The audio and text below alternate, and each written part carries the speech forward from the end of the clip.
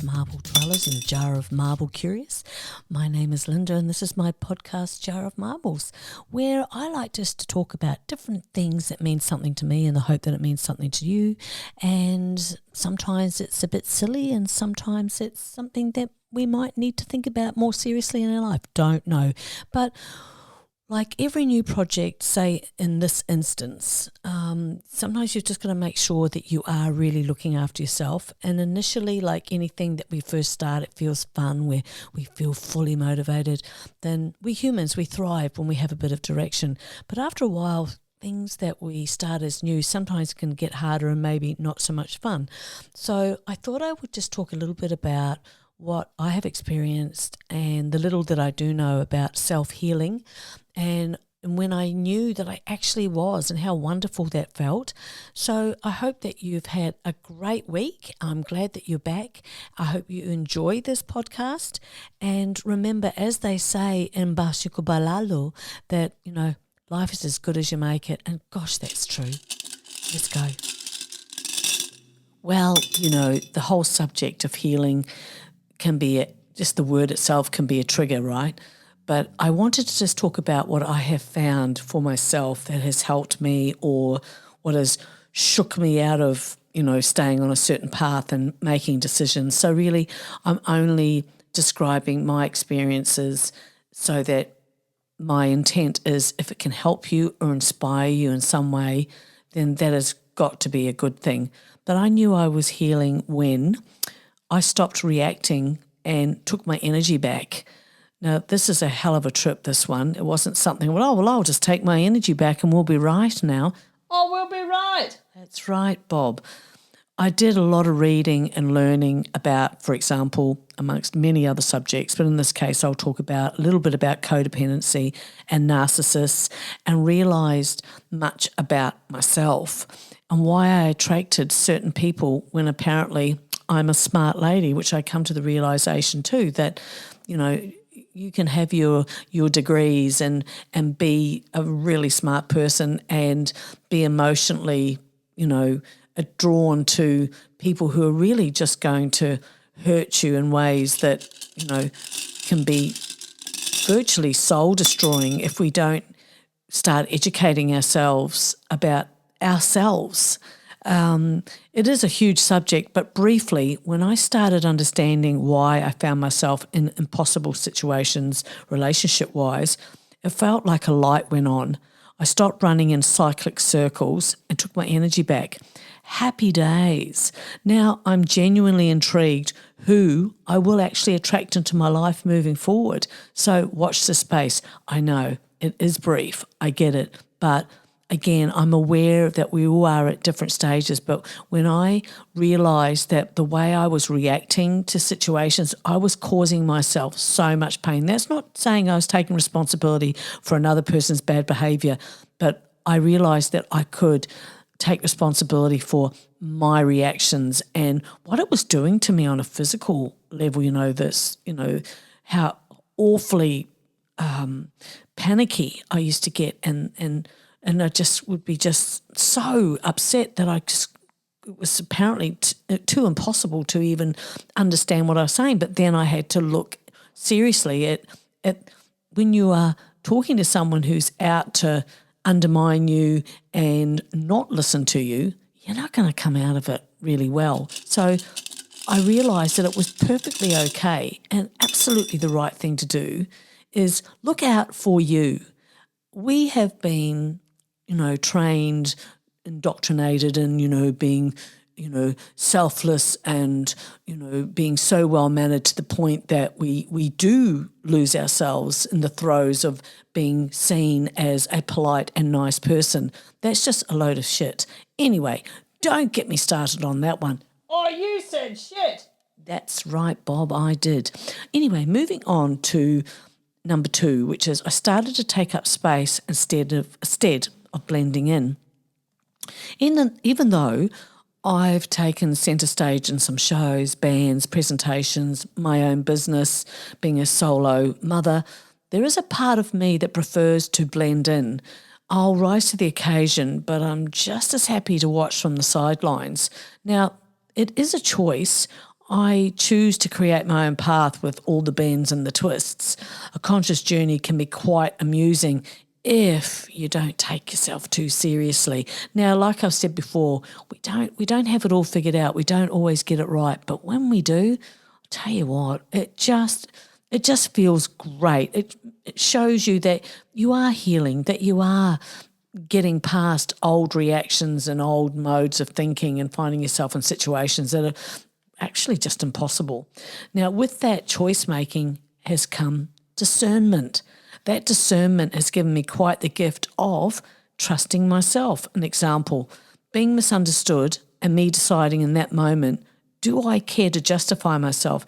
And the answer has to be no.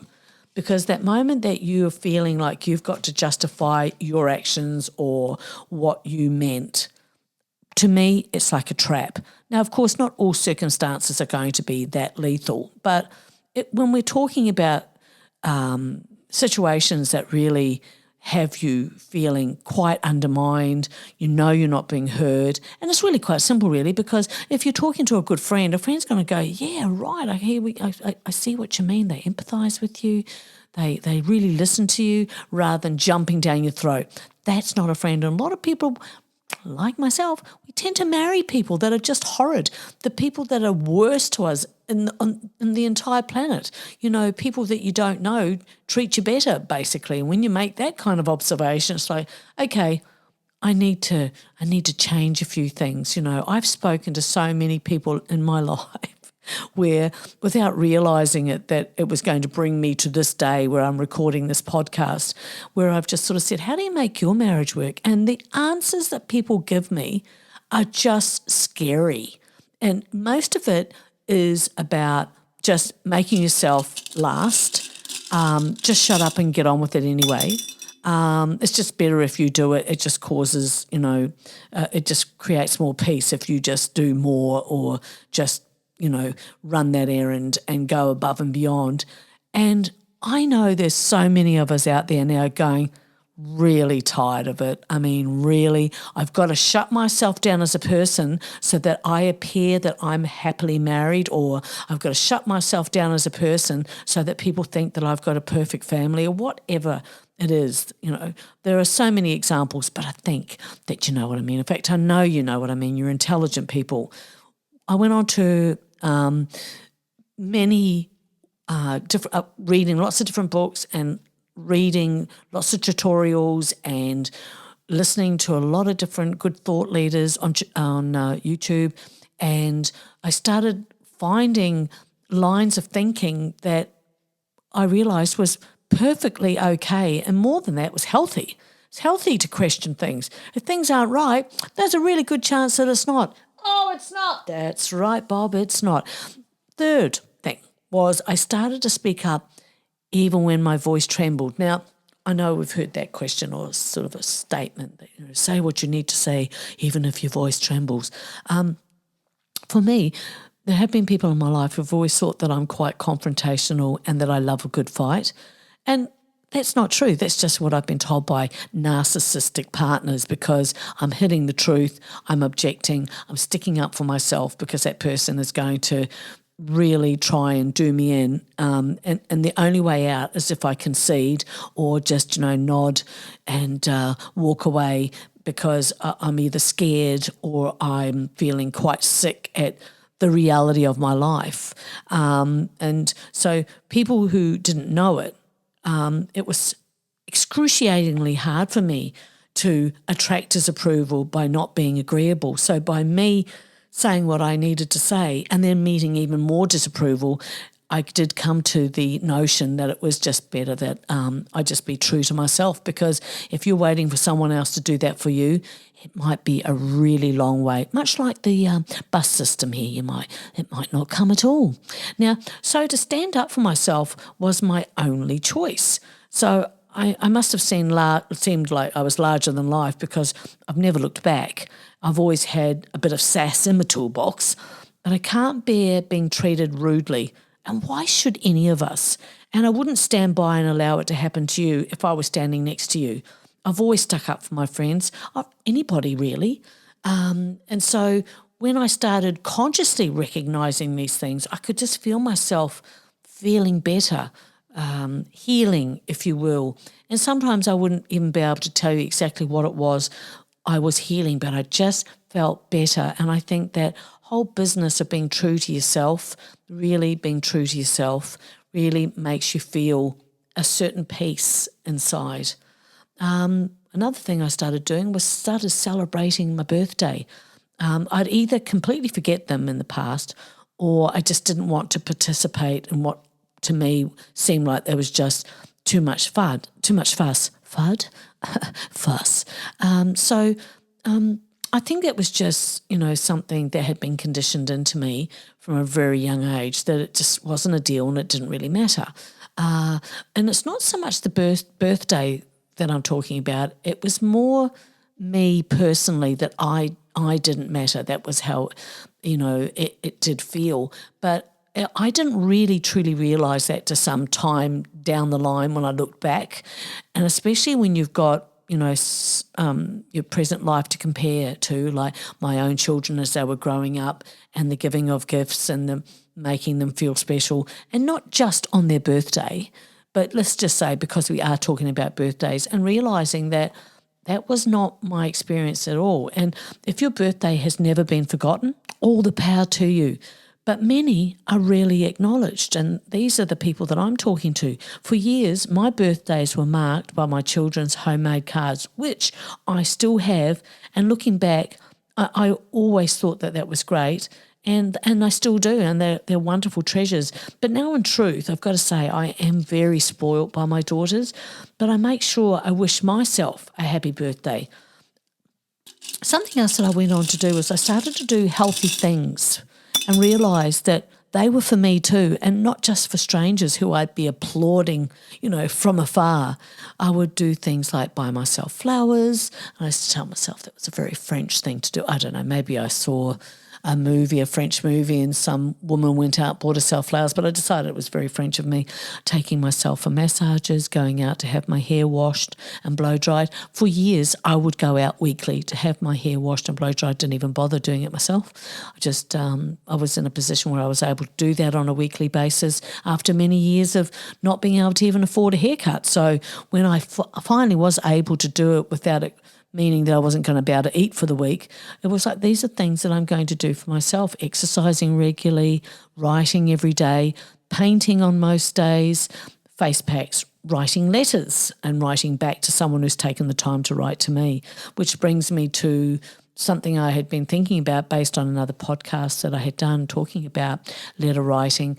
And a couple of people had mentioned that they would just love to, have a pen pal had suggested they would like to write to me, and what I thought I would do, I would just see if anybody is interested. If they are interested in writing to me and starting to be a pen pal, I would absolutely love that, and I will set up a PO box so that you can write, and we can take it from there. But it was just something I was thinking about, because I think it's a wonderful thing to do, as you know, and there's a lot of people out there who used to be letter writers, and I just say bring it back. Bring it on back. That's what I say. Yes. So taking time for friends, seeing my daughters, my grandchildren, preparing delicious, healthy food, taking myself on mini adventures. And that can be taking myself to the movies, taking myself out for a coffee, and then I would decide to myself that I was being bohemian. I would take a book, not to read, but to write, jot down notes on what I was, writing, or, maybe a poem I was working on, or ideas for the podcast. And I just found that it was just taking time out for yourself is so healthy, and it just really helps you to become more aware of yourself and your self-education and your self-respect and your self-value. A lot of selves there, very, very important. Another thing I think in regard to healing is to share joy. People wonder why I give so many compliments out to strangers. It has been mentioned to me. I've been pulled up about it when my kids were teenagers. I think they were probably just a little bit embarrassed after finding out that I didn't know them. But I'm not being fake, and I'm not looking for imaginary points. But if I walk past someone and I like something, I'll say, hey, your hair looks gorgeous and love your shoes. Why? Because life is hard and the world can be a shithouse place and people are mean. And I have been looked up and down and looked at suspiciously when I've complimented someone, but that's on them. Most folk, however, respond really happily. You can never know how those few words, what it means to them. And I think on your own life, how often do you hear a compliment? Maybe often, and I'm happy to hear that, but maybe not. If nothing else, you may have made someone's day. And how often have you given someone a compliment and they say, oh, God, I feel like shit. To which I say, when we feel good, no one notices. And when we feel like rubbish, no one says how good we look. Someone will then say how good we look. Well, maybe you really needed it, because those ordinary thoughts can soon just be an avalanche of ordinary thoughts. Accepting a compliment is so important, even if every impulse in you cannot accept it. If you reject compliments enough, people will just stop giving them, because it may have taken them courage to say it. Maybe they're trying to help their own karma. Maybe they've realised that they only get back what they give. So just say thank you, nothing else. If we are indeed here to help one another, then do it. Accept the compliment. Give the compliment. Sometimes you just see someone who just looks sad and my heart just goes out to them, and I will try to meet their eyes just to say good morning, because you see people are really trying to avoid, meeting eyes with people or making contact, because of situations or being ignored or whatever has happened before. We've become more to ourselves, haven't we? But I am that person. If you walk past me in the street, I'm going to go, morning, afternoon. But, it's just a statement. It's not that you're going to corner them, for a conference. So let's get to know each other. I was born in 1961. Let's not make being real rare. If all we did was, is just saying g'day to people, for example. If we all just made that little bit of effort, the world just can seem just so much more beautiful. That's how it feels in my own head anyway. And you will inspire some and you will trigger others. Both are medicine. By medicine, I simply mean, something that we need to look at in order to, grow as a person.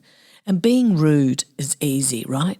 Takes no effort and is a sign of weakness and insecurity. Kindness, to me, just shows great discipline and strong self-esteem, or at least, attempting to, achieve a better esteem, and allow yourself to own that. Being 60, nearly 61, anyway, being 60, I used to be that person in friendships that no matter how badly you treated me, I'd always be there for you. But I realised that shit had to go. That's how you teach and allow others to take advantage of you and walk all over you. Now, I don't know about you, but footprints do not look good on your forehead. I'm not that person anymore. Never again. They say never. Well, they can bite my substantial ass. Yeah, that's right. Thank you. Thank you very much. Thank you. Here you go. It is highly unlikely in my book, that is never. I've noticed that most people won't support you until they see that it is popular to support you. Ooh, I know that one well. Now, let people do what they need to do to make themselves happy. Mind your own business and do what you need to do to make you happy. The end. Don't you just love it when people think they're experts on your life? Like they've never been in your house. They've never socialised with you. And if they have, it's been like 20, 30 years. And yet they are the expert. Expert! That's right, Bob. Not at all. I was 17, little story. I was 17 and my boyfriend and I, we were musicians. That's how we made our money. And we had befriended this older couple. He was in his 40s. Well, if he wasn't, he'd sure as hell had lived hard. And she reckoned that she was 26. I say that because looking back, she looked more like she was closing in on 40. But Anyway, whatever. We hung out quite a bit with them and it was fun for a while. And I always thought that she was a bit strange and only got stranger. She had big bags under her eyes. She smoked like a train. And the one thing that really stood out about her was that she was really crazy about a man, and she used to pout a lot. I've never seen anybody pout so much. She would openly flop out her bottom lip and pout. You know, she'd say, are we going to go out for a drink tonight? And then she'd pout at her man. And it was, I don't know, it was just odd. Even at 17, I'm thinking, man, don't do that. Get your lip in. Get your lip in. Get your lip in. One of those where he was one of those where he didn't want to settle down and she did massively. And so they were living together because he didn't want to settle down. You know, he made it clear he didn't want anything serious and she made it clear that she really, really did. I mean, like, okay. And she played the little woman. It was an Emmy Award situation. She cried a lot. He sighed a lot. God, it sounds like a country song, doesn't it? To think about that. Then things went a little bit pear-shaped and they struck problems with money, with paying their bills. And she asked me if I could get my name put on their electricity bill because they had owed a couple of other companies money and they hadn't paid those bills and their electricity was going to be cut off like 2 o'clock that afternoon if they couldn't get my name on the bill. I said no. I had in a way kind of looked up to her because she was 26. I suppose that's one of the other things is sometimes when we're younger, usually when we're younger, if someone's older, we assume that because they're older they know best. And, you know, if that's one of your lessons, you soon will find out that that is not necessarily the case. But at that time, I was actually moving into my own apartment and it was just out of the question. But it was also bad news. So the cracks were starting to show just how devious she actually was. She was starting to reveal different things that she was doing at work, and I think she worked for an insurance company. And it was like, ooh, you if you're going to do stuff like that, you really shouldn't tell people because people tend to judge you. We will go, oh, that's not good, and then we might come up with some relatively fair assumptions about you. So anyways, other things started happening, one of which was a song that I had written. She started telling people that she wrote it. And no one believed her. I've been composing for years. But the turning point was, you know, because I wouldn't agree to take on her electricity bill, she had now moved into revenge mode and was even cheeky enough to front me about it, that she had given me the idea for the song. And it's like, I get ideas out of the air. That doesn't mean to say you wrote the song. That's like, you know, handing me a acorn and going, that's my oak tree. It's like, not really, it's an acorn, but anyway. So consequently, that was that for me. I had no interest in her or him. I was 17 and, you know, they were all, you know, very committed drinkers. Don't get me wrong, I'm not slamming people that drink. I just don't. So when a person's at that extreme end where they're just, you know, like piss heads, I don't want to be sitting there talking to people that are drunk. It's sort of like really boring.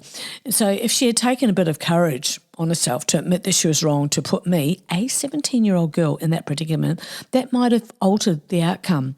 But the whole stealing her song when she couldn't put two notes together was foolish. I was in a band every weekend and singing a lot of songs that were actually, you know, my compositions, or I was a part of the compositions. So that is not the first time that someone has openly taken the praise for my music. I mean, they really must have thought that their little imaginary world was plausible to the rest of us watching, almost embarrassed for them. So when I step up and say, I do not think so, guess what? They don't like it. You can't change the people around you, but you can change the people around you. Love that saying. Don't know who said it. All credit to whoever did. Perspective is almost all that matters sometimes. Another story, someone trying to steal my identity. I had a cafe down the south coast here in Australia a number of years ago, and would be all of 25 years ago. I had given a friend more hours than I could actually afford to give. She'd moved from Sydney, moved into the area, and this was fulfilling a dream that she'd had of living in the countryside until she got settled and found her own work that would really support her. I gave her work at my cafe and gave her more hours than as I said, that I actually needed to, but I really wanted to help her, fulfill this dream. She was so excited. Anywho, one day when I was in the cafe on my own, this guy came in to order some food, and when I charged him for it, he queried the price because that's not what he normally paid, and the pricing was quite clear, and then went on to ask if Linda was in today, and I said, I am Linda, and he went, like the owner of the cafe. I mean, I am the owner. And after a chat and an awkward giggle, he went on to say that he loved the food and that he always thought he was talking to the owner, and that she said her name was Linda and that it was her cafe and how she had invented all the recipes. So again, someone I had helped got a wee bit excited and just couldn't be gracious. They also had to try to steal my identity and my business success and take it as their own. These are the wolves in sheep's clothing, and, it's not always easy to pick them. That's the truth, isn't it? That she must have been seething with envy, ripping me off blind, and thought that she'd just never get found out. So I told myself, yes, you are better than that. You're bigger than that, and you can't associate yourself with that. You can't even entertain that. So do what you want, but just don't hurt people. Just follow the call of the disco ball, I say. Brings us to the end of another podcast. I hope that you enjoyed it. I knew I was healing when. I hope some things may have resonated with you, and I hope even more so that it's helped. But do you know that booby trap spelt backwards is party boob? I know. Something else I was thinking about too, why are there never any good side effects? Just once, I'd like to read a medication bottle that says, may cause major sexiness. Okay, I know, I've got the point, I've got to go, but I just want to say thank you so much for joining me again. I really love it when you do pass by, and we're sort of getting a few podcasts up now. Might be around for a while, planning on being around forever. Anyway, I hope that you've had a great week, and say good day to the family for me and the dog, and I'll see you again soon. Okay, bye.